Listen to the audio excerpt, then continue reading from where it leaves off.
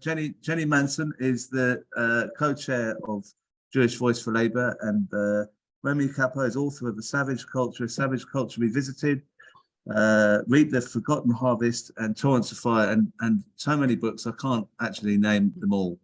Thank you for both coming on. I just want to go through what's happened with Diane Abbott in the past week. This is on the left, you can see the letter that was published in the Observer. I'm sure most of you have seen it, but she says, claims that Irish, Jewish and traveller people all suffer from racism. They undoubtedly experience prejudice. This is similar to racism, and the two words are often used as if they are interchangeable. It is true that many types of white people with points of difference, such as redheads, can experience this prejudice, but they are not all their lives subject to racism.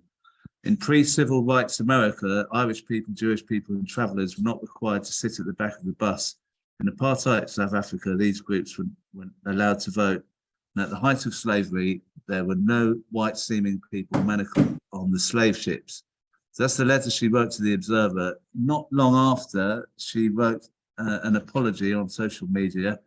I'm writing regarding my letter that was recently published in the Observer. I wish to wholly and unreservedly withdraw my remarks and disassociate myself from them. The errors arose in an initial draft being sent, but there is no excuse, and I wish to apologise for any anguish caused. Racism takes many forms, and it is completely undeniable that Jewish people have suffered its monstrous effects, as have Irish people, travellers and many others. Once again, I would like to apologise publicly for the remarks and any distress caused as a result of them.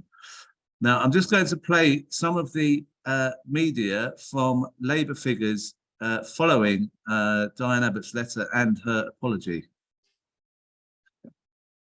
What she said was to be condemned. It was anti-Semitic. It's absolutely right that we acted as swiftly as we did. I think that what she said was anti-Semitic, and there's no place for anti-Semitism in the Labour Party. Are you happy to sit next to her? Of course I'm happy to sit next to her. She's an anti-Semite.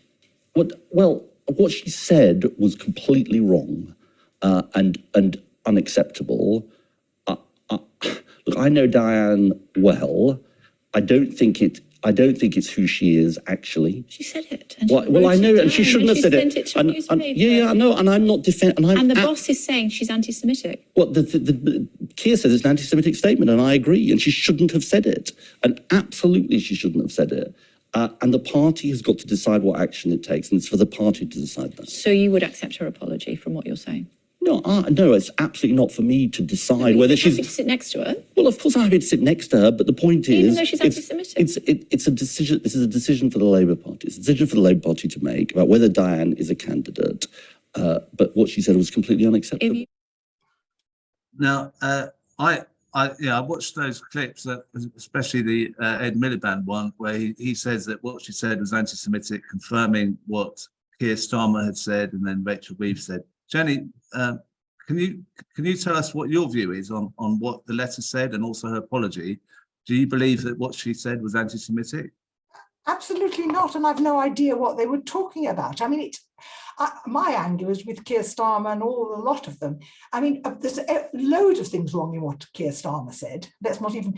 If Diane had put into her original letter the statement she added with the apology, which is racism takes many forms, completely undeniable that Jews have suffered monstrous effects, as have Irish people, travellers and many others, there would be no objection to her letter at all. What she was writing about was the particular form of racism that Black people meet that I don't meet, which is that every single day of their lives they are seen as Black and are therefore very vulnerable to anti-Black racism. She made the mistake also of doing a bit of academic comparison between prejudice and racism, which is always a mistake unless you're doing a really significant bit of talking and with a lot of context in it. But it's Starmer who has disgraced himself. He has called his letter anti-Semitic. How can it possibly be anti-Semitic? There's no hatred of Jews in there. But if it was anti-Semitic, it was also racist against travellers and racist against Irish people and insensitive about redheads. Why didn't he say that? Why don't all those other people who are criticising Diane, if they want to follow their logic, then it was racist letter. It wasn't a racist letter, of course.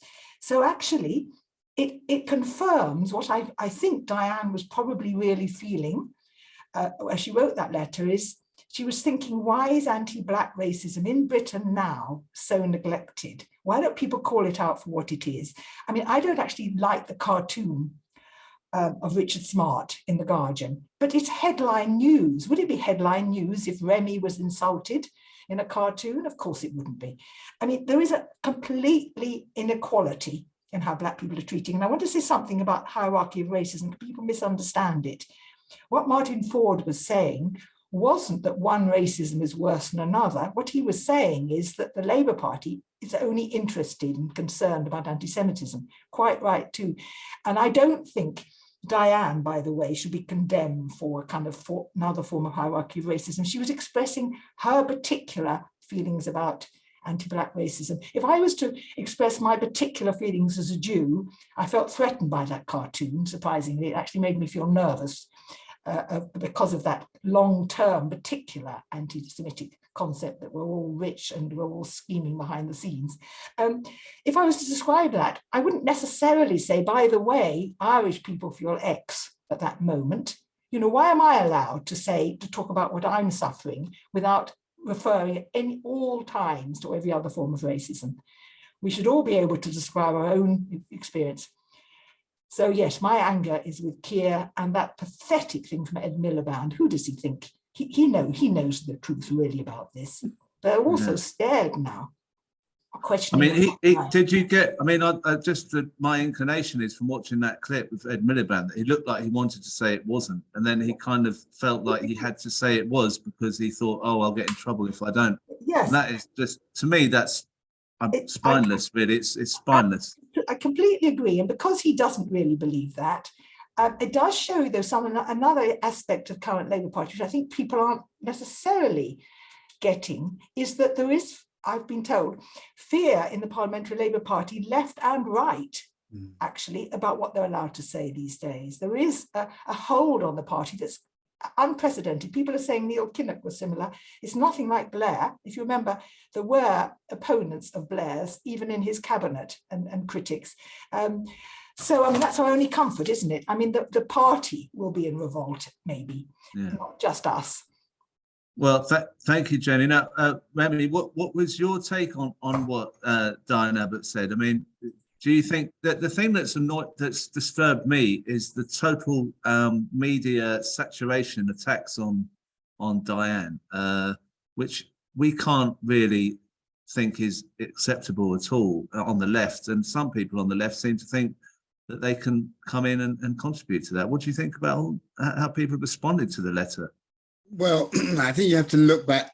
When is an apology not an apology? When it's said by a Diane Abbott. And you have to go back to why. And I think it's to do really with four things. Diane's got skin color against her, gender against her. And with those two things, she then sought to be an MP. She had the temerity to seek to be an MP. And that was against her as well. And then on top of that, the last thing was that she was also a friend of Jeremy Corbyn's. And together, those four things together means Diane is radioactive, not once or twice, but all the time. From the time she stepped foot in Parliament, she was hammered by everybody. Now, what we've got to learn is this. Very quickly, I'll go back. When a group of people from the upper classes went running over to Africa to start stealing slaves, enslaving people, they did two things. They dehumanized those people and they devalued their skin color. They devalued them. And they brought back that devaluation into Britain. So racism entered Britain with the slave trade. And because of that, any Black person who wants to aspire can only do so provided that the status quo agree. Now, the status quo happens to happen in the Tory party as well as the Labour Party.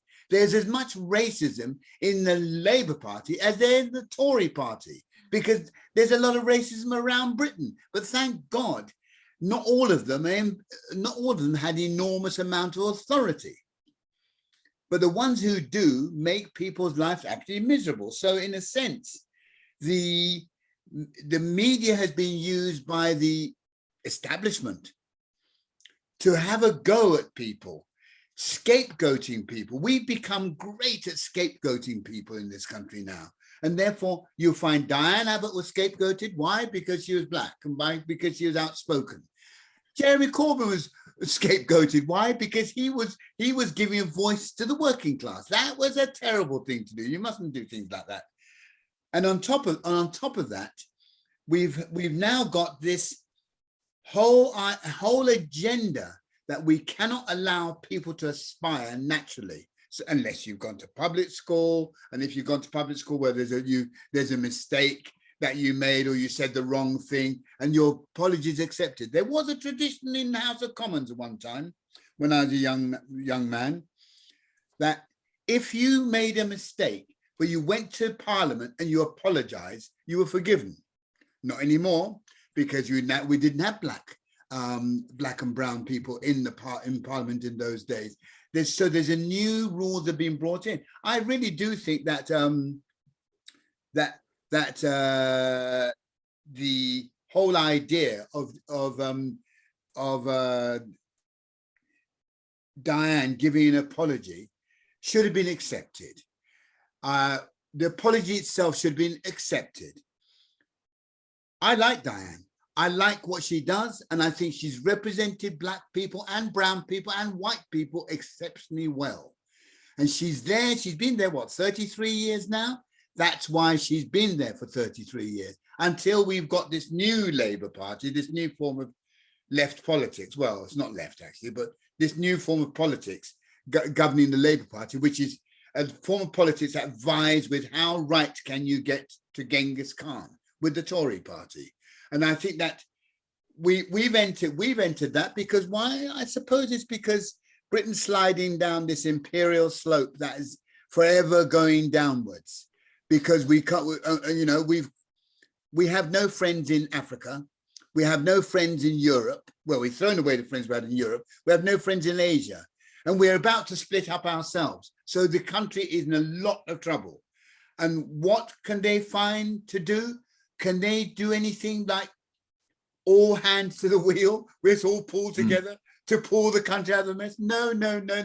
Let's scapegoat. And so scapegoating has become the new sport. And it goes into every single way of life in the media. Therefore, if you go to any radio station, television station, they're scapegoating somebody because they do not know how to actually allow two things. One is to allow the working class to rise, and B, the black people to be equal and women to be equal.